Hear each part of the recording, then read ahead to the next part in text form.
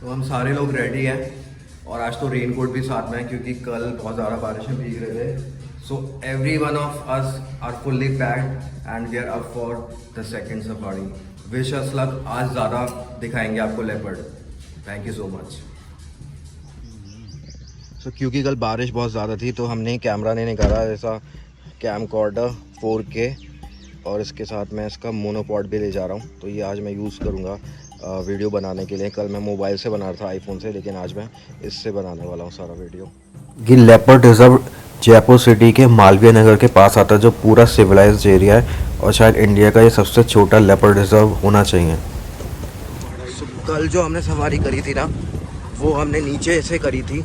ये जो आपको सामने शहर दिख रहा होगा ना पीछे की तरफ, इट्स एक्चुअली जयपुर, और वहीं से हम उस साइड से आए हैं और नीचे से होते हुए ग्रासलैंड साइड से, और ये हम पूरा हिल टॉप आ चुके हैं। तो एक्चुअली ये जो आज हम सफारी कर रहे हैं अपनी सेकंड, ये हम इस टाइम हिल टॉप के ऊपर खड़े हुए हैं and we are exploring this place. यहाँ पे भी साइटिंग के चांसेस हैं। आज क्लियर स्काई है और आज कोई बारिश का निशान नहीं है। हमने रेन कोट कल ख़रीदे थे but I don't think it's required now. So आगे देखते हैं हमें क्या मिलने वाला है आज। तो कई बार ऐसा भी होता है कि लेपर्ड आपके आसपास बैठा हो बट आपको पता ही नहीं चलेगा वो आपके आसपास है। आपकी नज़रें बहुत ज़्यादा एकदम सटीक और पैनी होनी चाहिए, क्योंकि हम जब इस रास्ते से निकल रहे थे तो नीचे उतरते एक पेड़ के ऊपर लेपर्ड बैठा हुआ था, बट हमें वो दिखाई नहीं क्योंकि हमारी ज़रा वहाँ गई नहीं। और बाद में जब हम वहाँ से निकले तो एक रेंजर ने बताया कि आपके पीछे एक लेपर्ड बैठा हुआ था।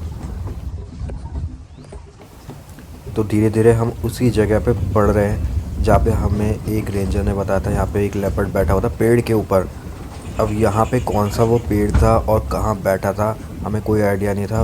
उन्होंने बताया कि जैसे ही आप यहाँ से मुड़ते हैं नीचे, तो यू टर्न जैसे आप लेते हैं, जो वो कर्व आता है, तो आपको पेड़ पे दिखेगा। बट मैंने वीडियो दोबारा देखा, मैंने अभी आप देख सकते हो ऊपर मैं देख रहा हूँ पेड़ पे, बट मुझे इस पे भी नहीं दिखाई दिया। हो सकता है वो सामने जो पेड़ दिख रहा है आपको, ये ठीक ऊपर वहाँ पे बैठा हो, बट यहाँ पे मेरे को तो नहीं दिख रहा, बट बाकी लोगों को दिखा है। आप देख सकते हैं यहाँ पे एक पीकॉक बैठा हुआ है, उसके फेदर्स उसने लटका रखे हैं जो बारिश की वजह से इट्स वेट। एंड उसके ठीक बगल में यहाँ से एक आपको पेड़ दिखेगा। ये सामने वाली आगे वाली बोर्ड नहीं है, पीछे मोर है and they are ready for mating. पीछे से निकल रहे। सो जब मेरे को रेंजर ने बताया था कि पीछे एक रह गया लेपर्ड, तो मैंने बहुत ज़्यादा अपनी निगाहें इधर उधर करनी शुरू करी और मैंने बहुत ही माइन्यूट डिटेल्स देखने शुरू करे कि शायद मुझे कहीं लेपर्ड दिख जाए बैठा हुआ। जब हमारी चल रही थी सफारी, जब हम निकल रहे थे, मेरे को घंटे में एक बेबी लेपर्ड दिखा और मैंने बोला यहाँ रुको। हम तब पीछे पहुँचे थे, वो निकल चुका था।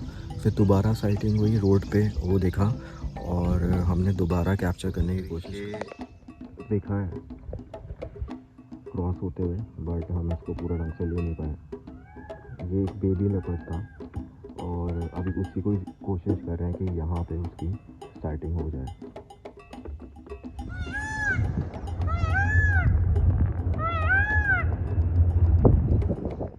तो लेपर्ड तो हमें दिखा नहीं, बट हमने बर्डिंग काफ़ी कर ली और आप सामने देख सकते हो ये एक फ्रॉग है उसकी बीक में बर्ड के, और अच्छा शॉट मिल गया यहाँ पे वाइल्ड लाइफ फोटोग्राफर्स को जो मेरे साथ बैठे थे।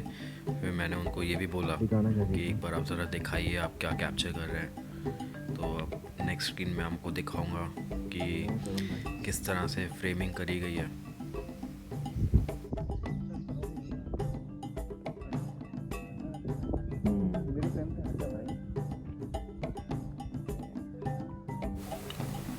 लेपर्ड हमें भले ही ना दिखे हों, बट यहाँ पे हमें पीकॉक की साइटिंग काफ़ी अच्छी हुई है।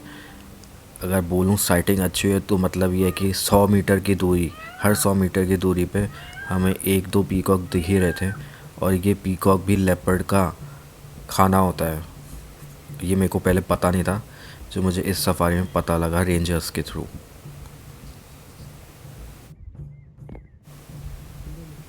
और ये देखिए एक दूसरी बर्ड दिखाई दी है। यहाँ पे बर्डिंग तो बहुत अच्छी साइटिंग हुई है और वाइल्ड लाइफ फ़ोटोग्राफर्स के लिए काफ़ी अच्छी चीज़ होती है। कई वाइल्ड लाइफ फ़ोटोग्राफर्स बर्डिंग ही करते हैं, बट यहाँ पे ज़्यादातर लोग यही चाह रहे थे कि उन्हें लेपर्ड दिखे। लेपर्ड क्रेविंग ज़्यादा थी यहाँ पे rather than bird craving, but bird की साइटिंग काफ़ी अच्छी हो रही थी, तो वो मौका कोई छोड़ना नहीं चाह रहा था। तो उसके साथ साथ लेपर्ड साइटिंग के साथ साथ सब यही देख रहे थे कि जो बर्ड्स हमें मिल रही हैं उनकी भी हमें फ़ोटोग्राफी करनी चाहिए। तो ये जितने भी फ़ोटोग्राफर्स यहाँ बैठे सब वही कर रहे हैं यहाँ बैठ के।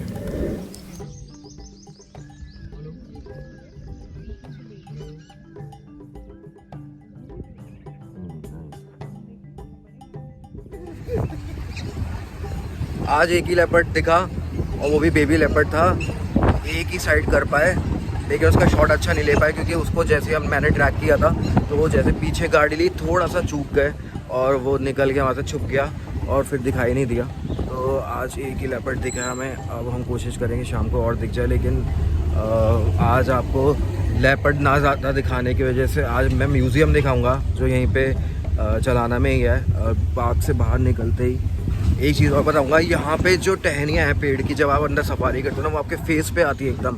तो ये चीज़ का ध्यान रखना पड़ेगा आपको कि जब भी आप यहाँ सफारी करने हैं ना अपना फेस बचा के रखें, क्योंकि अगर आपके कांटे आँखों में और कहीं चले गए ना तो बहुत प्रॉब्लम हो जाएगी। तो नीरज भाई क्या लगता है आपको कि आज शाम को हम कितने लेपर्ड देख पाएंगे जिस हिसाब से कल शाम को देखे थे? 10। हाँ, कह नहीं सकते, depends, totally depends on whether. हाँ, लेपर्ड के मूड पे। एक्चुअली इट्स एक्चुअली और शेयर लक कि कई बार आपको बहुत सारे लेपर्ड्स देख सकते हैं, कभी आपको एक भी ना दिखे।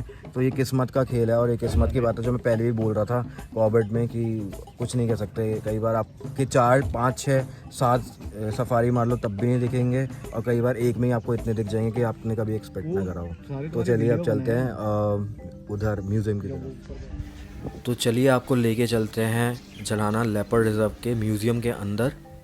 यहाँ पे आप देख सकते हैं जितने भी वाइल्ड लाइफ फ़ोटोग्राफर्स यहाँ पे आए हैं उन्होंने यहाँ पे कंट्रीब्यूट किया है अपने पिक्चर्स जो उन्होंने खींचे इस लेपर्ड रिजर्व के अंदर।